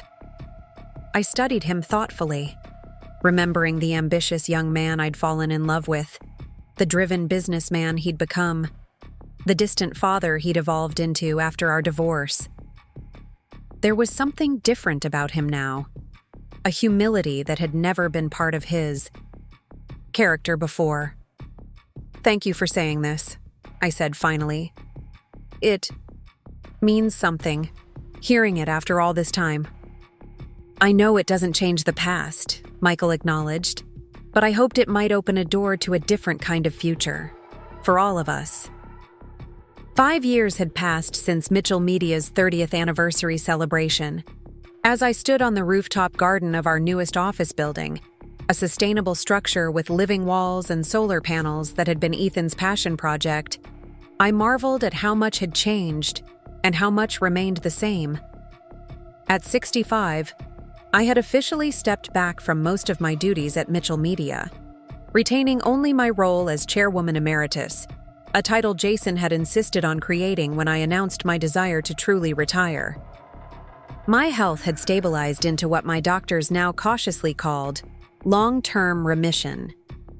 The specter of cancer would never completely leave me, but it had receded into the background of my life rather than dominating the foreground. The rooftop garden had been set up for a private family gathering, just my sons and their families, Michael, and a few of our longest-serving team members who had become like extended family over the decades. Fairy lights twinkled around the perimeter as the sun began its descent, casting golden light across the skyline of the city where I'd built my life's work. "Grandma, watch me!" called Lily, Jason's now 8-year-old daughter, as she performed a perfect cartwheel across the grass. Her younger brother Thomas toddled after her, determined to keep up despite being only 3. "Very impressive," I called back, smiling as Jason hurried over to make sure Thomas didn't attempt the same feat. "Careful, buddy," he cautioned, scooping up his son. "Maybe we start with somersaults first." Thomas frowned, his expression so reminiscent of his father's determined scowl that I had to suppress a laugh. Jason had softened considerably since becoming a parent, his natural protectiveness finding a healthy outlet in caring for his children. He still ran Mitchell Media with meticulous attention to detail, but had learned to delegate, to trust others, to occasionally take a day off without checking his email every hour. Across the garden, Ethan was deep in conversation with Alicia Reyes, now our Chief Innovation Officer. They stood before a holographic display, manipulating 3D mock-ups of what appeared to be a new virtual reality campaign. Ethan's partner David joined them, offering suggestions that had them both nodding enthusiastically. Ethan had always been my creative soul, but over the years he'd developed business acumen that complemented his artistic vision, just as Jason had cultivated a greater appreciation for creative risk-taking. Together, they had transformed Mitchell Media into something I could never have built alone. A company that seamlessly integrated cutting-edge technology with emotional storytelling, practical strategy with bold innovation. They had expanded internationally, opening offices in London, Singapore, and Toronto. They had launched a nonprofit arm focused on supporting arts education in underserved communities. They had created a company culture consistently rated among the best in the industry. And through it all, they had maintained the partnership that had once seemed so improbable, not without disagreements or tensions, but with a fundamental respect and affection that anchored them through every challenge. 10 years had passed since that rooftop gathering. At 75, I found myself seated in the front row of the auditorium at the National Business Leadership Conference, watching my sons take the stage together.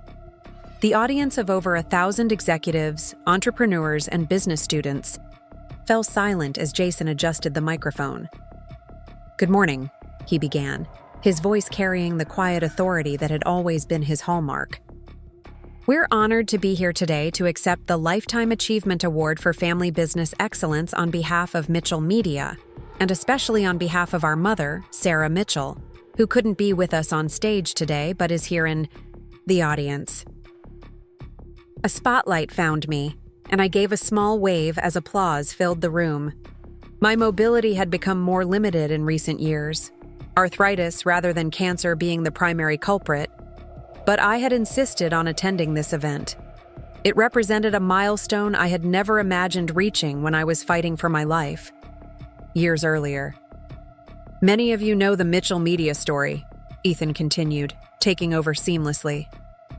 "How our mother built a marketing agency from scratch, weathered economic downturns and industry disruptions, and eventually created one of the most respected firms in the business. What fewer people know," Jason added, "is the story behind our unusual leadership structure and how a family crisis became the catalyst for the most innovative period in our company's history." For the next 40 minutes, they shared our family's journey.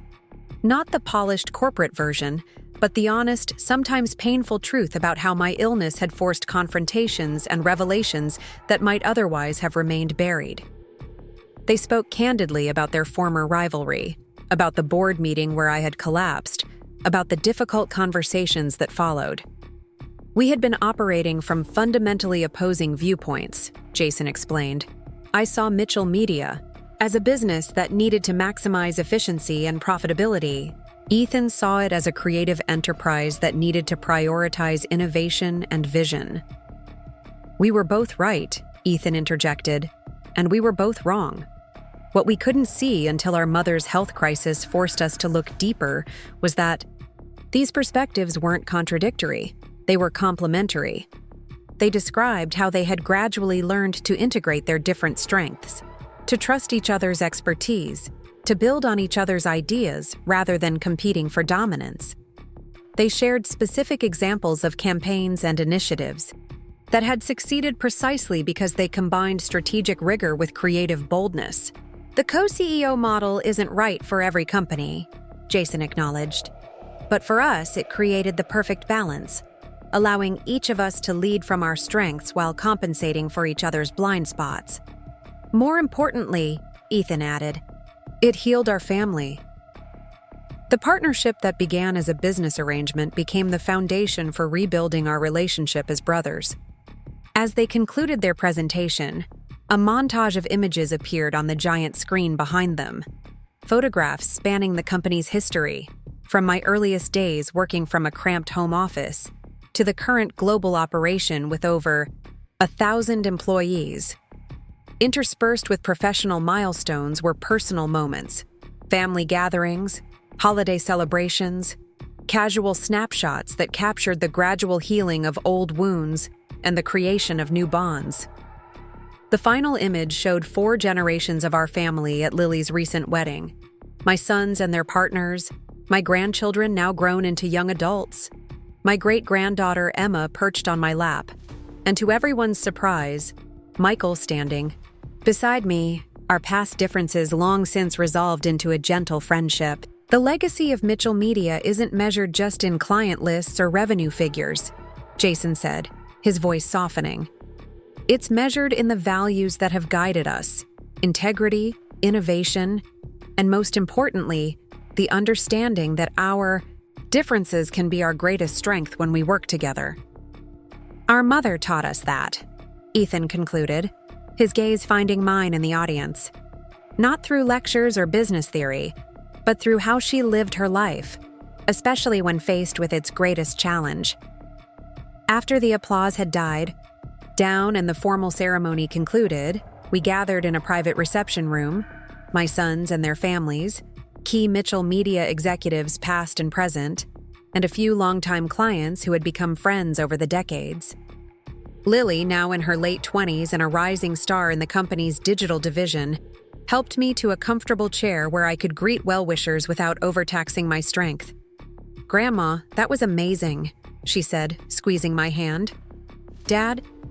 And Uncle Ethan had everyone captivated. "They've always been good storytellers," I replied with a smile. "Even when they were little boys. Jason with his precise details, Ethan with his dramatic flair. They've been telling me I should record your stories," Lily confided. "About the early days of the company, about how you built everything from nothing." I patted her hand. "Perhaps we should, though I suspect your father and uncle have already preserved the most important parts."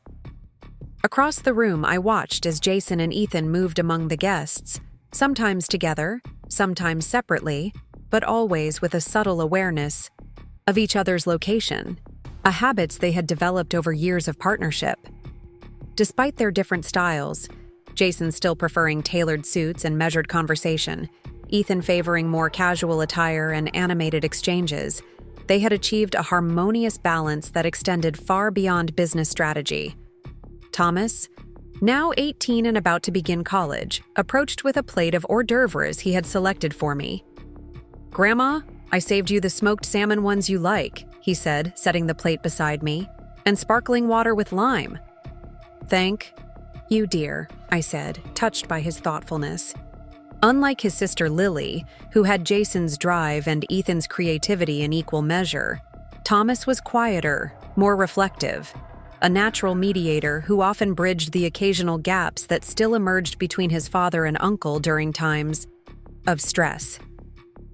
"Dad says you're coming to stay with us next month while they're renovating your condo," he continued, settling into the chair beside mine. "I'll be home from orientation week then. Maybe we could work on your memoirs together?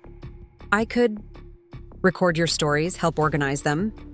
The suggestion touched me deeply. "I'd like that very much." "Cool," he said with a gentle smile. "I've always wanted to know more about how you started, what it was like for women in business back then." Our conversation was interrupted by the arrival of Margaret Chen, now in her 80s but still regal in her bearing. She had retired from Silverwood Hotels years earlier, but had remained a close friend and mentor. "Sarah," she said, bending to embrace me, "a well-deserved recognition. Your sons gave a remarkable presentation." "Thank you for coming, Margaret," I replied warmly. "It means a great deal to have you here." It represented a milestone I had never imagined reaching when I was fighting for my life years earlier. "Many of you know the Mitchell Media story," Ethan continued, taking over seamlessly. "How our mother built a marketing agency from scratch, weathered economic downturns and industry disruptions, and eventually created one of the most respected firms in the business. What fewer people know," Jason added, "is the story behind our unusual leadership structure and how a family crisis became the catalyst for the most innovative period in our company's history." For the next 40 minutes, they shared our family's journey, not the polished corporate version, but the honest, sometimes painful truth about how my illness had forced confrontations and revelations that might otherwise have remained buried. They spoke candidly about their former rivalry, about the board meeting where I had collapsed, about the difficult conversations that followed. "We had been operating from fundamentally opposing viewpoints," Jason explained. "I saw Mitchell Media as a business that needed to maximize efficiency and profitability. Ethan saw it as a creative enterprise that needed to prioritize innovation and vision." "We were both right," Ethan interjected, "and we were both wrong. What we couldn't see until our mother's health crisis forced us to look deeper was that these perspectives weren't contradictory, they were complementary." They described how they had gradually learned to integrate their different strengths, to trust each other's expertise, to build on each other's ideas rather than competing for dominance. They shared specific examples of campaigns and initiatives that had succeeded precisely because they combined strategic rigor with creative boldness. "The co-CEO model isn't right for every company," Jason acknowledged. "But for us, it created the perfect balance, allowing each of us to lead from our strengths while compensating for each other's blind spots." "More importantly," Ethan added, "it healed our family. The partnership that began as a business arrangement became the foundation for rebuilding our relationship as brothers." As they concluded their presentation, a montage of images appeared on the giant screen behind them, photographs spanning the company's history, from my earliest days working from a cramped home office to the current global operation with over 1,000 employees. Interspersed with professional milestones were personal moments, family gatherings, holiday celebrations, casual snapshots that captured the gradual healing of old wounds and the creation of new bonds. The final image showed 4 generations of our family at Lily's recent wedding: my sons and their partners, my grandchildren now grown into young adults, my great-granddaughter Emma perched on my lap, and to everyone's surprise, Michael standing. Beside me, our past differences long since resolved into a gentle friendship. "The legacy of Mitchell Media isn't measured just in client lists or revenue figures," Jason said, his voice softening. "It's measured in the values that have guided us: integrity, innovation, and most importantly, the understanding that our differences can be our greatest strength when we work together." "Our mother taught us that," Ethan concluded, his gaze finding mine in the audience. "Not through lectures or business theory, but through how she lived her life, especially when faced with its greatest challenge. After the applause had died down and the formal ceremony concluded, we gathered in a private reception room. My sons and their families, key Mitchell media executives past and present, and a few longtime clients who had become friends over the decades. Lily, now in her late 20s and a rising star in the company's digital division, helped me to a comfortable chair where I could greet well-wishers without overtaxing my strength. "Grandma, that was amazing," she said, squeezing my hand. "Dad and Uncle Ethan had everyone captivated." "They've always been good storytellers," I replied with a smile. "Even when they were little boys. Jason with his precise details, Ethan with his dramatic flair." "They've been telling me I should record your stories," Lily confided. "About the early days of the company, about how you built everything from nothing." I patted her hand. "Perhaps we should, though I suspect your father and uncle have already preserved the most important parts." Across the room, I watched as Jason and Ethan moved among the guests, sometimes together, sometimes separately, but always with a subtle awareness of each other's location, habits they had developed over years of partnership. Despite their different styles, Jason still preferring tailored suits and measured conversation, Ethan favoring more casual attire and animated exchanges, they had achieved a harmonious balance that extended far beyond business strategy. Thomas, now 18 and about to begin college, approached with a plate of hors d'oeuvres he had selected for me. "Grandma, I saved you the smoked salmon ones you like," he said, setting the plate beside me. "And sparkling water with lime." "Thank you, dear," I said, touched by his thoughtfulness. Unlike his sister Lily, who had Jason's drive and Ethan's creativity in equal measure, Thomas was quieter, more reflective, a natural mediator who often bridged the occasional gaps that still emerged between his father and uncle during times of stress. "Dad says you're coming to stay with us next month while they're renovating your condo," he continued, settling into the chair beside mine. "I'll be home from orientation week then. Maybe we could work on your memoirs together? I could record your stories, help organize them." The suggestion touched me deeply. "I'd like that very much." "Cool," he said with a gentle smile. "I've always wanted to know more about how you started, what it was like for women in business back then." Our conversation was interrupted by the arrival of Margaret Chen, now in her 80s but still regal in her bearing. She had retired from Silverwood Hotels years earlier but had remained a close friend and mentor. "Sarah," she said, bending to embrace me, "a well-deserved recognition. Your sons gave a remarkable presentation." "Thank you for coming, Margaret," I replied warmly. "It means a great deal to have you here." She settled into the chair Thomas vacated for her, her shrewd eyes assessing me. "How are you really doing, beyond the polite answers you give everyone else?" I smiled, appreciating her directness. "I have good days and challenging ones. The arthritis limits me physically more than I'd like, but mentally, I'm still very much myself. And I have the great luxury of watching my family thrive, which is more than I dared hope for during those dark days after my diagnosis." Margaret nodded, understanding.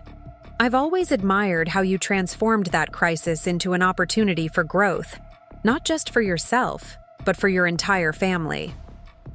"It wasn't entirely intentional," I admitted. "More a matter of necessity, becoming the mother of reinvention." She laughed. "The best strategies often are." As the reception continued, I found myself reflecting on the journey that had brought us to this moment. The company had evolved in ways I could never have predicted when I started it at my kitchen table decades earlier. It had weathered economic downturns, adapted to technological revolutions, expanded far beyond its original scope. But its core values, the integration of strategic thinking and creative vision, the belief that differing perspectives created stronger outcomes, had remained constant. More importantly, my family had evolved. The painful fractures that had once defined our relationships had healed, leaving scars that reminded us of past wounds, but no longer limited our capacity for connection. My sons had found their way not just to an effective business partnership, but to a genuine brotherhood. My grandchildren were growing into thoughtful, capable adults with strong values and clear purpose. Even Michael and I had found our way to an unexpected reconciliation. Though he couldn't attend today's event due to health issues of his own, he had called that morning to offer congratulations and reminisce about the early days when we had dreamed of building something significant together. As the evening wound down and guests began to depart, Ethan approached with David, who had become a stabilizing presence in our family dynamics over the years. "Mom, are you getting tired?" Ethan asked, his face showing the concern that always emerged when he thought I might be pushing my limits. "We can have the car brought around whenever you're ready." "Not just yet," I replied. "I'm enjoying watching everyone, but perhaps a bit more water?" David immediately went to refresh my drink, leaving Ethan and me briefly alone. "You and Jason were wonderful today," I told him, reaching for his hand. I couldn't have been prouder. His expression softened into the boyish smile that had always melted my heart. "We were just telling the truth. About you. About us. About how everything changed after that board meeting." "Life rarely follows the path we expect," I mused. "Sometimes the greatest gifts come disguised as our worst fears." Ethan nodded thoughtfully. "You know, when you first got sick, all I could see was the potential loss of you, of the company as we knew it, of everything familiar. I couldn't imagine anything positive emerging from something so terrifying." "None of us could," I acknowledged. "Yet, here we are." "Here we are," he echoed, squeezing my hand. Later, as Jason drove me home, insisting as always on personally ensuring my safe return, we fell into a comfortable silence. The city lights glittered against the night sky, familiar landmarks sliding past the car windows. "Penny for your thoughts," he said eventually, using the phrase I had often employed when he was a contemplative child. "I was thinking about legacy," I replied, "about what we really leave behind when our work is done." He glanced at me briefly, before returning his attention to the road. "And what conclusions have you reached?" "That the most important legacy isn't the company itself, impressive as it has become. It's the values that shaped it, the belief that diverse perspectives create stronger outcomes, that creativity and pragmatism aren't opposing forces but complementary strengths, that family bonds can transcend even the deepest disagreements, when there's willingness to listen and learn." Jason nodded slowly. "You taught us those values, even when we weren't ready to hear them." "I tried," I said, "though I made plenty of mistakes along the way." "The mistakes were part of the teaching," he observed, with the quiet wisdom that had gradually replaced his former rigidity. "They showed us that failure isn't final, that course corrections are always possible, that healing can emerge from even the most painful circumstances." We pulled up outside my condominium building, but Jason made no move to exit the car immediately. Instead, he turned to face me, his expression earnest in the dim light. "You know, I think about that day often, the board meeting when you collapsed. It was terrifying, watching you crumple like that, not knowing if you'd be okay. But in retrospect, it was also a gift. It cut through all the corporate politics and family dynamics, all the competing agendas and old resentments, and forced us to see what really mattered." I studied my eldest son's face, the lines of experience now etched alongside the strong features he had inherited from his father, the gentleness that had gradually softened his once rigid demeanor. "Life has a way of providing the lessons we need most," I said, "often in packages we wouldn't have chosen." "Well," he said with a small smile, "I'm grateful for the lesson, painful as it was at the time, and for the teacher who helped us interpret it correctly." Before I could respond, his phone chimed with a message. "That's Ethan," he said, checking the screen. "He wants to know if you'd like to join us for Sunday lunch this weekend. He's recreating Grandma Rose's famous pot roast. I laughed. Tell him I wouldn't miss it. Though I hope he's improved his cooking skills since the last attempt. I'll add that qualifier, Jason promised, typing a response.